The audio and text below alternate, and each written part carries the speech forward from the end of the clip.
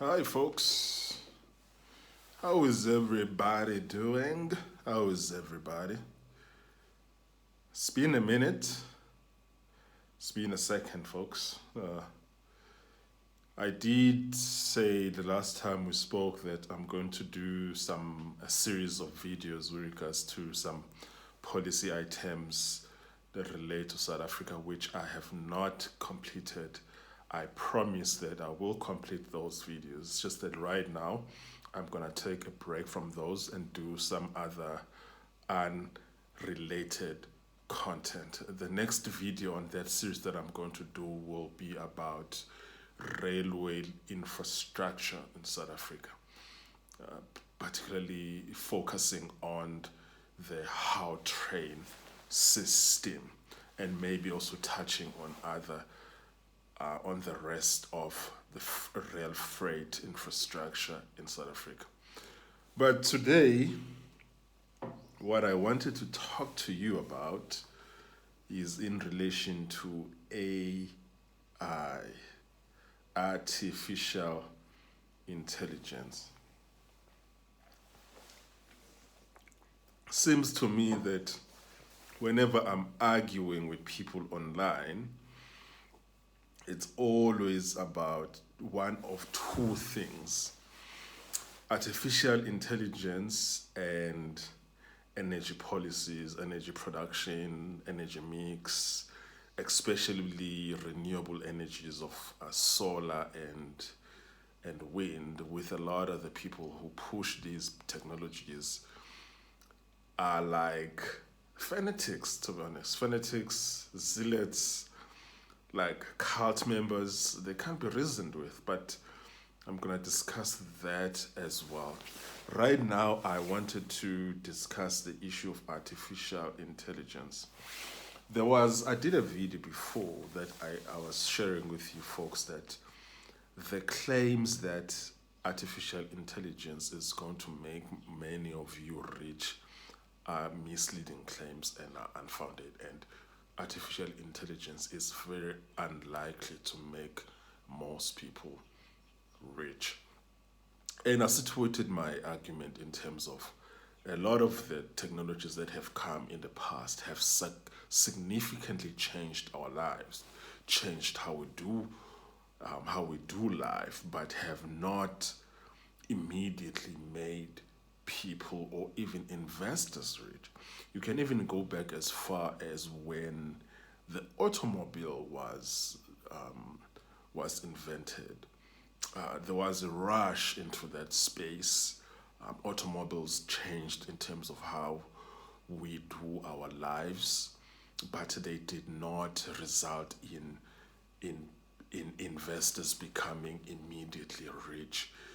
What actually ended up happening is that there were a lot of automobile companies that came into being in the US, and more than 95% of them went bust and bankrupt, and only a handful survived, and only those more than 50 years to 60 years to 60 years later actually started making money, like Chrysler and Ford and General Motors, companies like that, and a few companies in Asia and in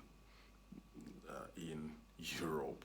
But there was a rush, like a gold rush of some sort, that people thought that automobiles are going to make them very rich, and actually people lost a lot of money through that technology, while that technology actually significantly changed our lives in terms of how we do life. The same can be said also about when the internet was invented, or the World Wide Web, so to speak, because internet was invented before that in 1980, and then the tech rush that happened in the late 90s to early 2000. There were a lot of tech startups that came to being, and almost 99% of them went bankrupt, and only a handful of them survived and have become giants, behemoth in terms of like $1 trillion kind of companies in terms of worth of a company. And a lot of people thought that they're going to become very rich because of that internet bubble or the tech bubble of the late 90s, resulting in the stock market crash of 2002.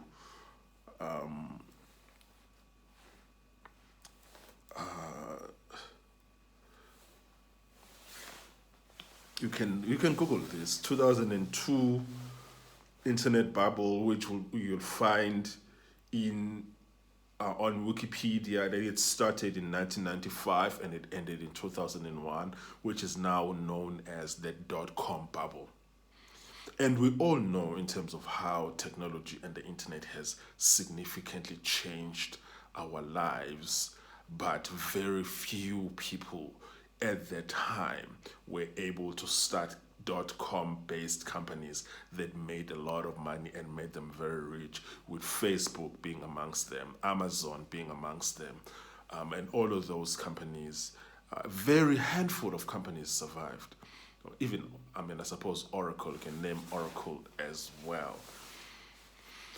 Such that people have not learned their lessons, that just because a technology is coming to change how we do our lives, the technology might actually even come to be ubiquitous in terms of how prevalent it is in our lives. It does not necessarily mean that it's going to make many of you very rich. And it's the same situation with artificial intelligence, machine learning. This stuff is actually changing how the access of information looks like, how data is being processed, how many scientific problems are being solved. But I'm also still warning you, as I warned you in the video below, that it is not going to make many of you very rich. It's just not going to happen. It's a similar story with cryptocurrencies, the Bitcoin bubble. Many of you have already lost millions of dollars because of your stupidity and foolishness. Just because there is a technology that is disruptive, that is going to change our lives, it does not in any way mean that it's going to make large numbers of people very wealthy. It doesn't work like that. With that said, now there is a claim that has been making its rounds on the internet that artificial intelligence is going to result in widespread layoffs and widespread job losses, and that companies are going to stop hiring people because they're going to utilize artificial intelligence. All of these claims, they are obviously speculative, not based on actual data of any kind. They're not even based on one particular sector, because I think that we can use sector specific data to see what the trends might look like in other sectors, but they're not even producing any sector specific data. The only thing that they are making is to make these unfounded, wild inferences and speculations that cannot be logically followed from the fact that artificial intelligence is going to result in job losses. I've been engaged in various debates on this front with people who are persuaded, are unmoved and unmovable on the issue of saying that artificial intelligence will result in widespread job losses. And then when you ask them in terms of give me the data, what is the data on that, and they don't provide anything. And we don't even need, and here the issue of just give me data is not even an issue of saying give me peer-reviewed research or a controlled study that can be publishable in an academic journal. I'm just saying, give me any form of data on this. Don't give me conjectures and speculations and wild guesses and inferences. Give me data. And I've even have some misguided souls who are saying to me, "Oh, you sound like people who, when Mark Zuckerberg was founding Facebook, who told him that it's not going to work. That is actually also such a stupid argument, because take for instance, when Facebook was founded, Mark Zuckerberg did not know and did not even imagine that it would be this global social messaging network. What he started it as with his co-founders, two guys, was a social network that they wanted to use socially at Harvard. That's all that it was. They started something at Harvard. They thought it would make their lives as students at Harvard easy to communicate with each other. And then it just blew up. And then they used that data that it blew up in Harvard to actually roll it out in other colleges and universities in the United States, which actually gave them more data that actually there's a lot more that you can do with this tool that we have than we have actually imagined. And then, as soon as Facebook, which Mark did not think at the time was going to be this global social media behemoth, it was just a messaging tool for students at Harvard. That's all that it was. It was just for Harvard students, geeks who were good with computers, who wanted to create something for them to communicate with each other as students in Harvard. That is all. That is the summation of their dreams when it comes to Facebook. And then it became successful at Harvard so much more. And obviously because Harvard is such a powerful and famous Ivy League institutions, they would have then rolled it out to other universities, especially Ivy Leagues, other Ivy League schools like Penn and Brown and Yale and Dortmund and all of those. And then when it became successful that is when they actually were able to now start raising money for it to actually roll it out in the rest of the United States of America. And that took time, that took years. And by the time they rolled it out in the rest of the US, that is when they actually started making money. And then they started actually, I believe that at the time, that is when they started seeing the vision that actually this thing can actually be a global social network. And because remember, at the time, that is also when MySpace was already a global social network. MySpace was bigger than Facebook at the time. And so they were able to raise money at the time. And then they were able to expand it to the rest of the countries, and obviously like having it being in every country in the world. But even them, they needed data. And they got the data from where? They got the data from Harvard. And after they got the data from Harvard, they grew it to the rest of the Ivy Leagues, which is 9 universities. And then after that, then it is at that point then that they can actually go in front of investors and say, give us $100 million for this product. We want to roll it out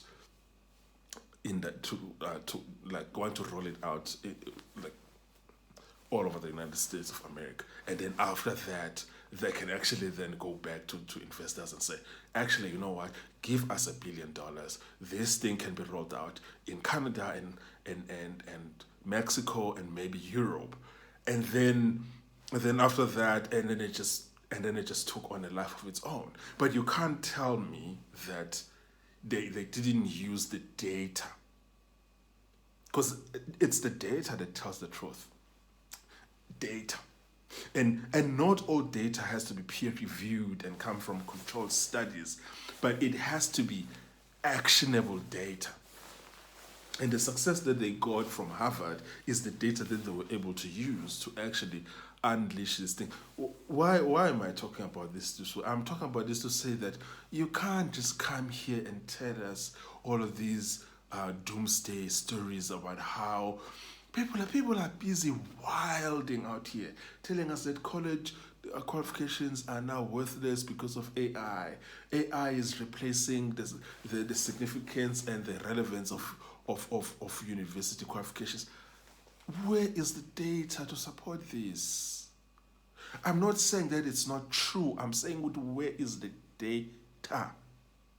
Show us the data. What does the data tell us? You're telling me that AI is going to replace doctors, surgeons. AI is going to replace engineers. Is that what you are telling us? Because obviously, each time when you ask these people where's the data, they always give the example in terms of how automation, which by the way, automation and AI are two separate things. Those are two separate things. But even though the nature of automation and robotics and process control, in my case, and chemical engineering, has changed, or just control in terms of in engineering, has changed because of the advent of machine learning and artificial intelligence. With that said, automation is not AI and AI is not automation. So you cannot tell me that because automation has resulted in massive, massive layoffs of unskilled, untalented, and unqualified people who are working at McDonald's, that therefore this is going to result in AI replacing educated, skilled, highly qualified individuals who have high skilled qualifications from university. You guys, come on. Take us seriously. More importantly, take yourself seriously.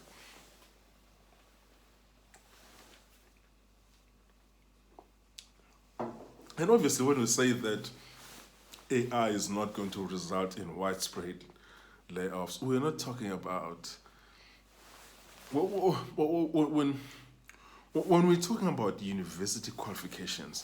You need to take the humanities faculty and everything that is in humanities, social sciences, and the arts and put it on one side. And then, because those qualifications in that faculty are, are subject to conditions that are very unique to them,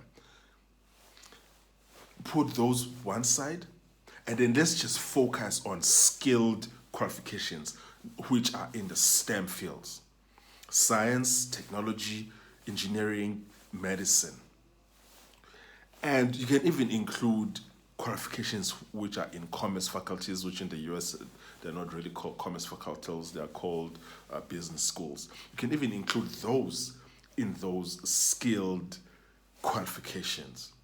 So if we put aside the issue of humanities-based qualifications, because there are a lot of people also who talk about how, university qualifications are worthless today, they're not even worth the paper that they are written on.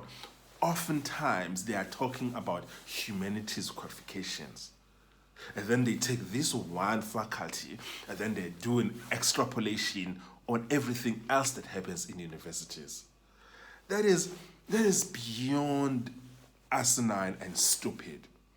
I would discuss humanities qualification on another time, but the idea that AI is going to replace the idea that qualifications that come from engineering, health sciences, and science faculties will be replaced by AI is just pure nonsense. Absolute pure nonsense. And people just need to stop making these nonsensical statements. Please stop it. We use artificial intelligence quite a bit in engineering.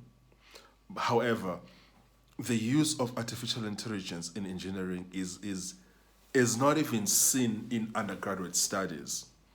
It's more so in graduate studies when you are doing research and you have to deal with large data sets, which where computation is very difficult without highly advanced computational methods and numerical methods.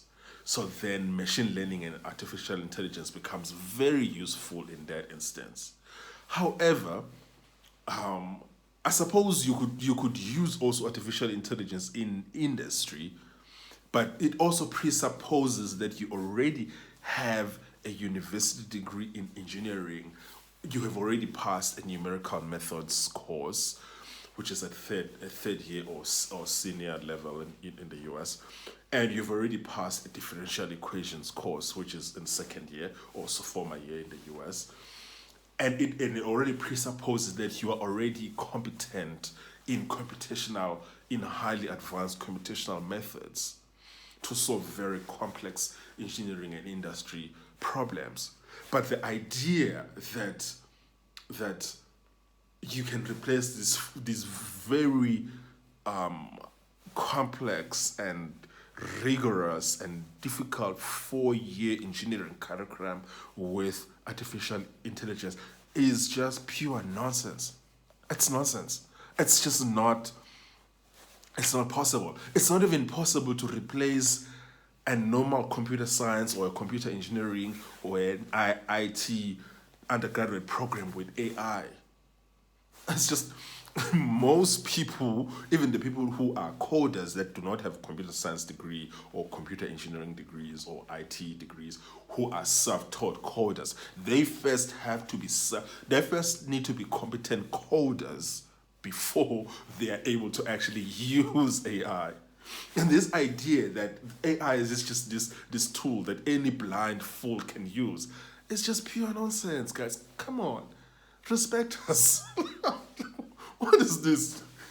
Yeah. Anyways, yeah. So that's really like very few things upset me like these claims about AI. Let me tell you something. I'm not a prophet. I can't tell you the future, but there's one thing that I can tell you. In the next 100 years, can we all agree that in the next 100 years, artificial intelligence, machine learning will be an established and well developed technology or system in the world? Okay, yes, we all agree. I can tell you now that in the next 150 years, these qualifications that are in offered universities will not be replaced by artificial intelligence. What are those qualifications? A Bachelor of Medicine and Surgery to be a doctor. Bachelor of Science in any scientific discipline, whether it's physics, maths, chemistry, environmental science, biological sciences, astrophysics, BSc Eng or BEng qualification in engineering, whether it's chemical engineering, process engineering, electrical engineering, electronics engineering, computer engineering, mechanical engineering, electromechanical engineering, mechatronics, civil engineering, mining engineering, aeronautical engineering, all of those, biomedical engineering will not, read my lips, NOT will not be replaced by artificial intelligence in the next 150 to 200 years. Which other qualifications will not be replaced by artificial intelligence? Nuclear engineering. Things like finance, accounting, economics. It's not going to happen. Cut it out. Cut it out. It's not happening. Like, I can even go as further as to say that even in the humanities, highly specialized humanities degree that require high specialized skills like fine art, graphic design, like acting, film and performance, those things will not be replaced by artificial intelligence. It's not going to happen, folks. Cut it out. Just cut the crap. Cut the BS. It's not happening. It's not going to happen. Thank you very much. Thank you for coming to my TED Talk. Thoughts, comments, disagreements below. Let me know what you think.